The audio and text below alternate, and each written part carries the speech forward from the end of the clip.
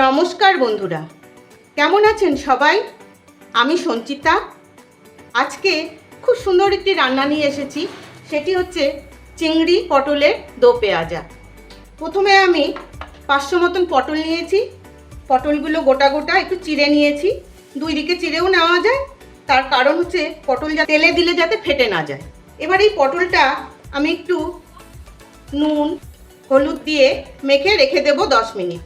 এবার অল্প একটু চিংড়ি মাছ নিয়েছি। চিংড়ি মাছটা ভালো করে পরিষ্কার করা, এটাও অল্প নুন অল্প হলুদ। এবার একটা মশলা করে নেব, তাই নিয়ে নিলাম মিক্সির জার। এতে ছোট চামচের 1 চামচ জিরে দিয়ে দিলাম। জিরেটা আগে গুঁড়িয়ে নিয়ে আমি এই পেঁয়াজ আর টমেটোটা বেটে নেব। এবার মূল রান্নায় আসি। প্রথমে আমি গ্যাস জ্বালিয়ে কড়াই বসিয়ে নেব। এবার দিয়ে দেব খানিকটা সর্ষের তেল।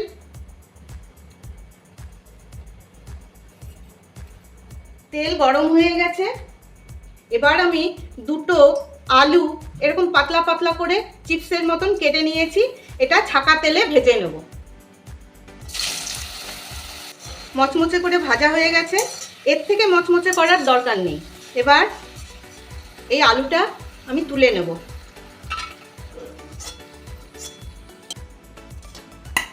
এইভাবে পুরো আলুটা ভেজে নেব।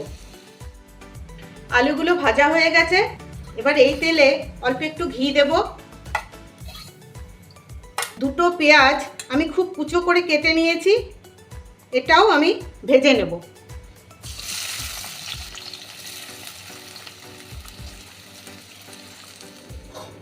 পেঁয়াজটাও খুব ভালো করে ভাজা হয়ে গেছে।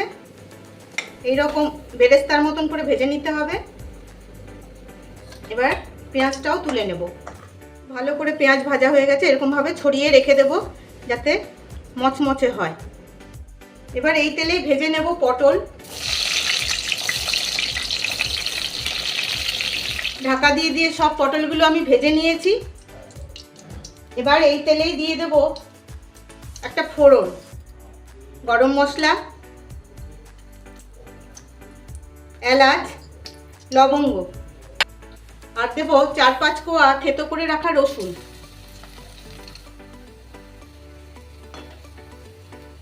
আমি এটা একটু তুলে নিচ্ছি,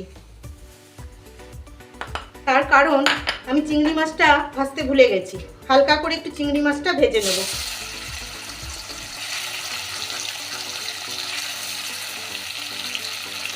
চিংড়ি মাছটা অল্প ভেজে নিয়েছি, বেশি ভাজবো না, তার কারণ চিংড়ি মাছ বেশি ভাজলে শক্ত হয়ে যায়। তুলে নিলাম পুরো চিংড়ি মাছ। এবার ফোড়নটা ভাজাটা তুলে নিয়েছিলাম, দিয়ে দিলাম। এবার দেব অল্প আদা বাটা, অল্প লঙ্কা বাটা। ভাজা হয়ে গেছে, দেবো এবার জিরে আর পেঁয়াজ বাটাটা।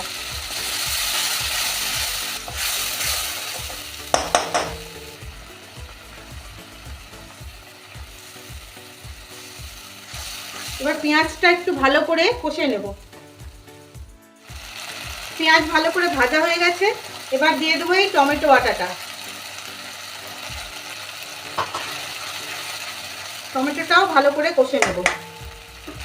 কষতে কষতেই দিয়ে দেবো নুন পরিমাণ মতন, হলুদ, স্বাদ মতো চিনি, আর অল্প কাশ্মীরি লঙ্কার গুঁড়ো। এটাও যদিও ইচ্ছে মতন রঙের জন্য দিলাম। এবার ভালো করে কষে নেব। এবার দিয়ে দেব 1 চামচ মতো টক দই, 2 চামচ মতো। গ্যাসটা কম করে টক দইটা দিয়ে দিলাম, না হলে টক দই ফেটে যেতে পারে। এই রান্নাটা খুব সুন্দর লাগে বন্ধুরা। একটু ভাজা ভুজা করতেই যা সমস্যা, না হলে খুব সুন্দর লাগে। এই রান্নাটি আমাকে শিখিয়েছিল আমার মেয়ে যখন ছোট ছিল। মেয়েকে একটা দিদিমণি পড়াতো, দিদিমণি মানে ছোট মেয়েই, বাচ্চা মেয়েই পড়াতো। তার নাম ছিল মায়া। যেহেতু আমার শাশুড়ির নাম মায়া, সেই জন্য আমাদের বাড়ির সাথে খুব ক্লোজ একটা রিলেশন হয়ে গেছিল। ওর থেকেই এই রান্নাটা শেখা। খুব ভালো করে কষে গেছে, দেখুন বন্ধুরা, তেল ছেড়ে দিয়েছে। এবার দিয়ে দেবো এই চিংড়ি আর পটল। চিংড়ি আর পটলটাও খুব ভালো করে কষে নেব। খুব ভালো করে চিংড়ি পটল কষে গেছে। এবার দেব জল। বেশি জল দেব না, সেদ্ধ হওয়ার মতন জল দিলেই হবে। এবার এটা সেদ্ধ হতে দেব। একদম ঝোল শুকিয়ে গেছে, গ্রেভি গ্রেভি হয়ে গেছে। এবার দিয়ে দেব অল্প গরম মশলা।